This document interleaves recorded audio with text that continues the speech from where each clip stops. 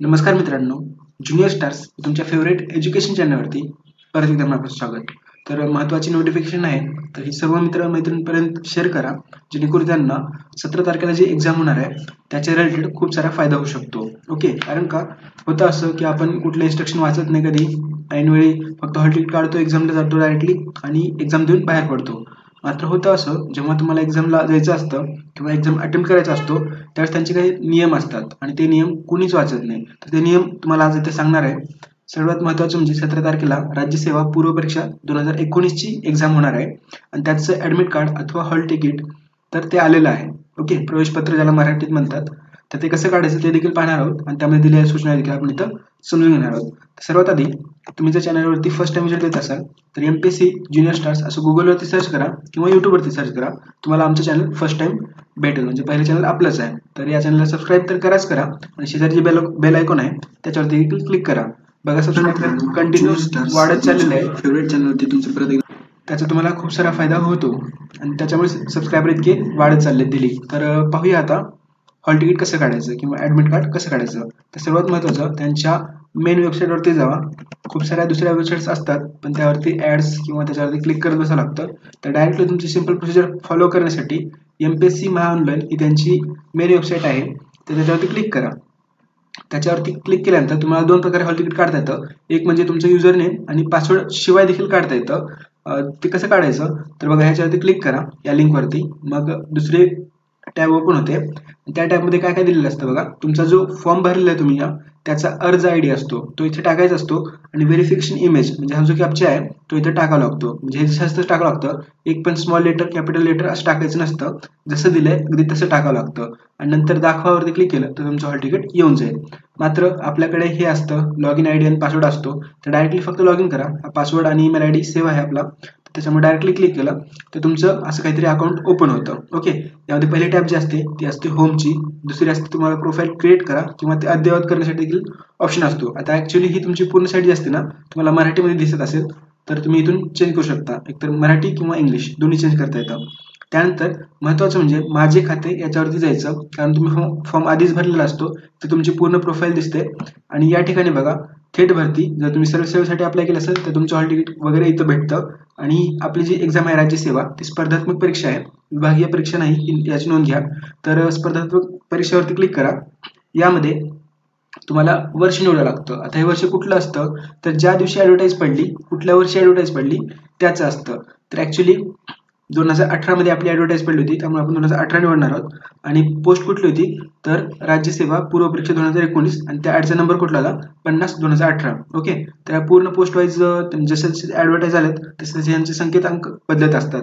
त्याच्यावरती क्लिक करायचं आणि इथे राईट करा. चेक मार्क केल्याशिवाय तुमचं इथलं बाकीचे ऑप्शन ओपन होत नाहीत, तर इथे चेक करायचं आणि प्रवेशपत्र सेकंड नंबरचं ऑप्शन आहे याच्यावरती क्लिक करा.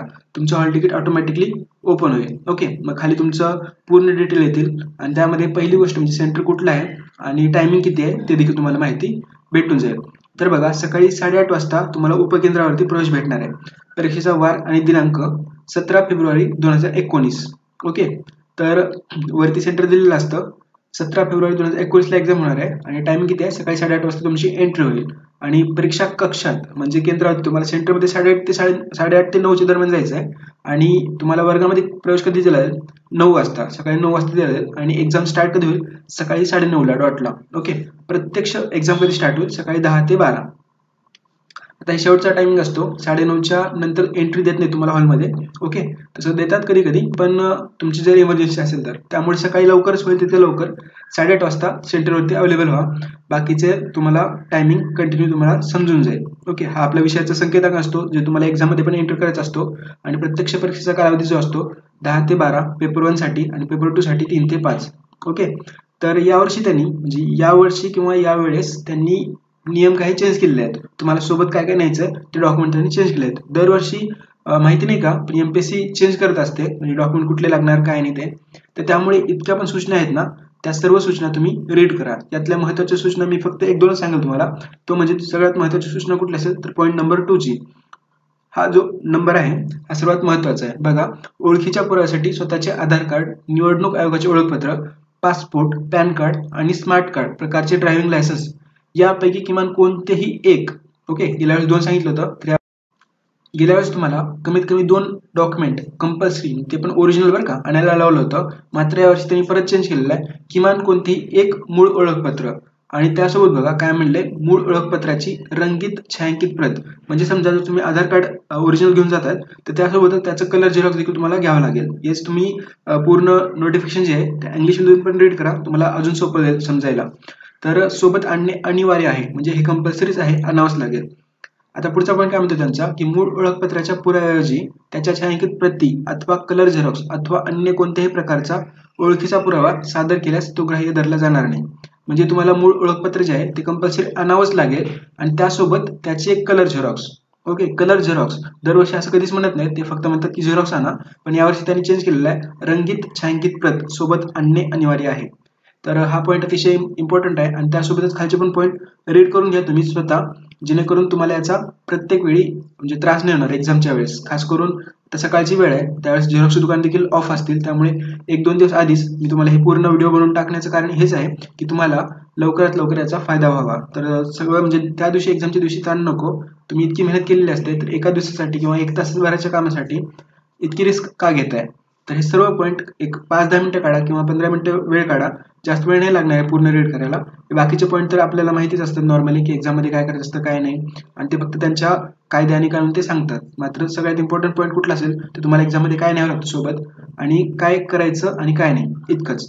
तर हा पॉईंट सर्वात महत्त्वाचा वाटला, त्यामुळे हा पॉईंट सांगतोय. बाकीचे तुम्ही स्वतः रीड करा आणि कुठली काही अडचण असेल, तुमच्या हॉल तिकीट डाउनलोड होत नसेल किंवा तुम्हाला समजत नसेल की नेमकं डाउनलोड कसं करायचं किंवा तरी देखील डाउनलोड नंतर काही प्रॉब्लेम येत असेल तर कमेंट करून सांगा बिनधास्तली.